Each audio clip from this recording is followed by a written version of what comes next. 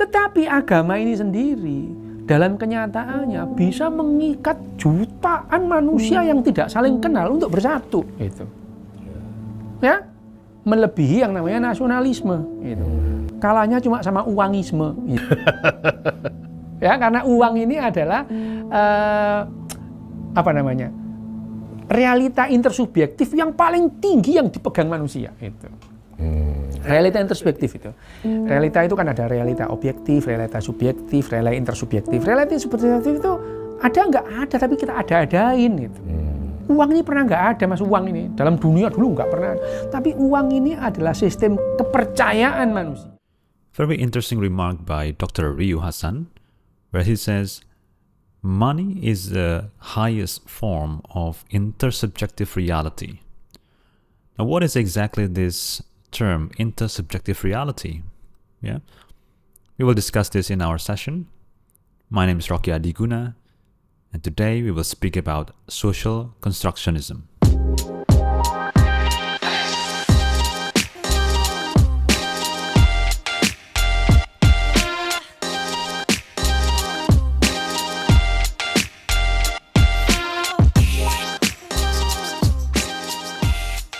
Right. Social constructionism is a form of ontology which is in opposition to what is called as objectivism.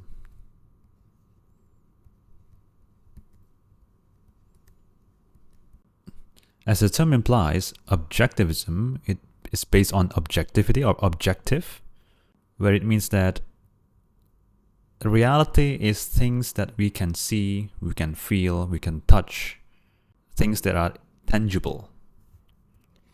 So tangibility is the main feature of objectivism. Yeah. So the tangible reality. Reality is those things that we can touch and so forth, right? That is tangible. In contrast to this view is what is seen as subjectivism, or we just say social constructionism. So this is in opposition to that. In the objectivism paradigm, yeah, we see reality as concrete and as objects. So we interact with the world, and yeah, so here's the objects, right? So we interact with the objects, therefore the object has a concrete reality.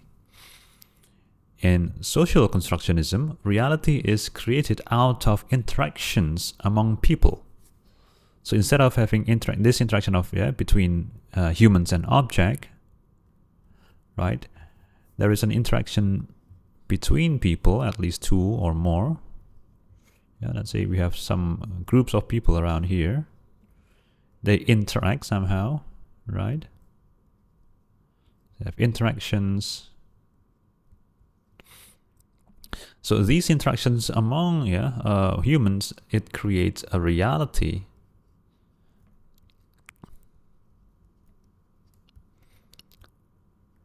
And because it's coming out from social interactions, then it is also called social constructionism.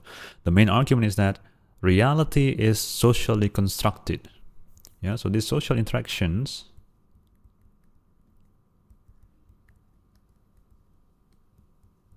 creates a reality. For example, if we speak about money, then it is not the actual money itself or the physical money, but the way we believe that in that note, for example, a banknote of 100,000 rupees, we believe there is a value of it that is equivalent. Of course, if you check on the value of the paper, it will not be that much. But we believe in the bank, somehow, this can be used as an exchange medium. Another example, if you are in a group, let's say you're a new employee to a company, for example, then you're assigned to a group, and there is a boss in the group that you believe has a higher authority, right? So this kind of structure in the organizations, right, when you have a hierarchy, there is no such thing as tangible reality to this. Yeah, there is no, you cannot see the hierarchy in the real world. Yeah?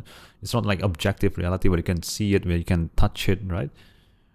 But structure, as a consequence of social interaction, is real. Yeah, suppose if you're a new member, let's say you're over here, yeah, and you decide to, well, I don't believe in the social reality, I will just do whatever I like. You will face consequences if you go against the established structure. So in other words, in the social reality, you still need to navigate yourself because there is a reality that you need to follow. Yeah, even if you don't believe that, yeah, you will have consequences happen to you. Yeah, let's say in this group, your boss said that, okay, well, guys, we'll have a meeting tomorrow at 12 o'clock at noon. Let's have a lunch meeting, for example, right? Tomorrow, right? And then you can say, well, I don't believe in social reality. I just do whatever I like. And then let's say you intentionally avoid that meeting. Yeah. And several minutes later, after let's say 12:30, you got a call from your boss asking where you are, and then maybe you got some words of warning and so forth. So that creates an impression of you, for example, not being professional, right? So even though you're not believing in this reality, it is still real. So that's one example, which I hope gives you some picture. So here, what is unique with the social constructionism is that there is one seminal work by Berger and Luckman. So the name of the scholar is Berger and Luckman. They wrote a book called Social Construction of Reality.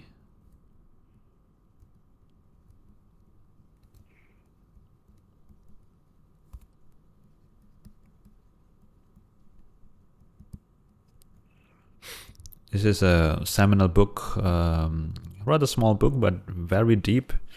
It's a classic one. An interesting argument is that social reality is constructed through interaction of people, and this is what we have been discussing, right? So let's say here people interact, they create reality. Let's say I would just put it like this, right? Yeah, for example, the creation of groups, norms, it comes across because people interact and they agree on things, that they can work together. For example, it is the reality that is created through interactions among people. But as these interactions goes along, there will be new generations entering into the society. Let's say within, we'll just throw it like this. There will be new generation coming in, to the picture. But for this new generation, this reality is a given one. Yeah, it's a given reality. For the new generation, they see social reality as more or less fixed, because they didn't participate in the creation of that reality, but they are born into that reality, right? But for the previous generation, they see that because they are part of that creation of the reality, for them it's more or less changeable, malleable.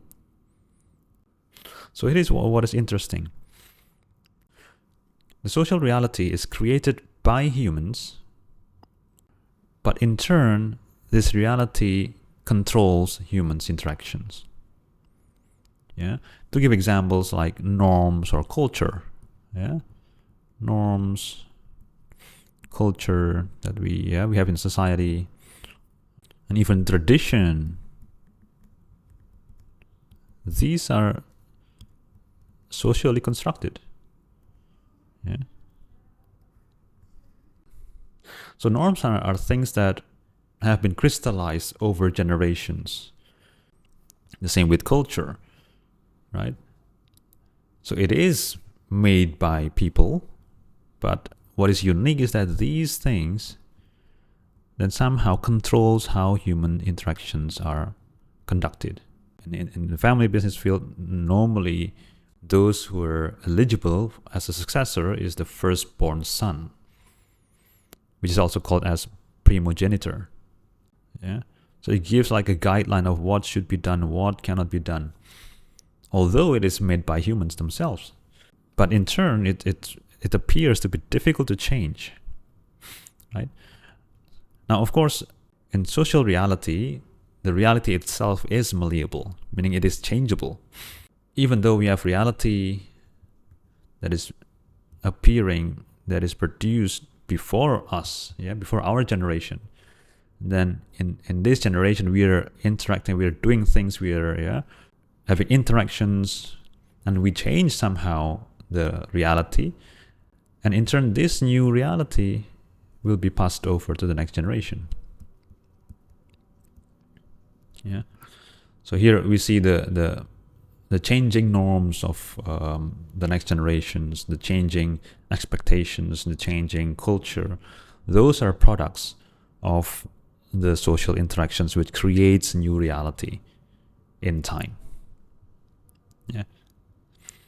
So to return to our first discussion, what makes social constructionism unique ontologically is that because it is firstly socially constructed, it's not objective or tangible, it is intangible. It's based on people's view and people's understanding of the world, and it relates to what we have discussed in the beginning, things what is called as intersubjectivity. This is to be differentiated from subjectivity.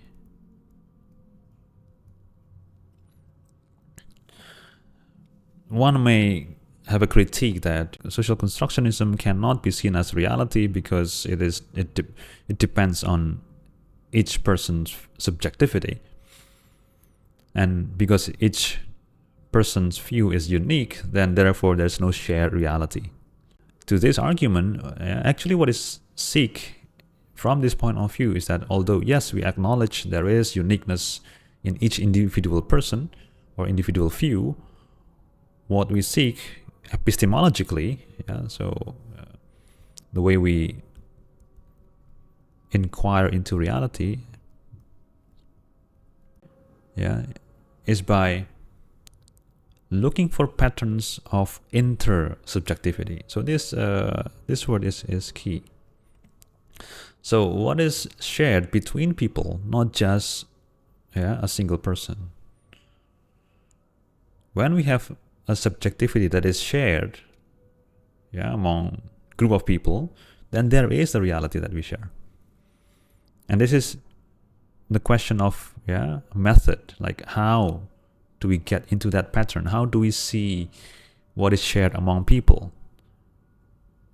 And to see this, we use the method is more leaning towards a qualitative method.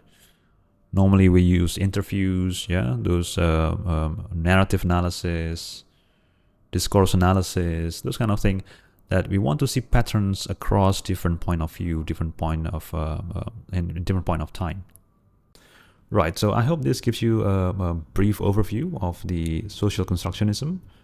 In other videos, maybe we'll speak deeper about different versions of it, but I hope it's useful for now. Thank you. I'll see you again next time.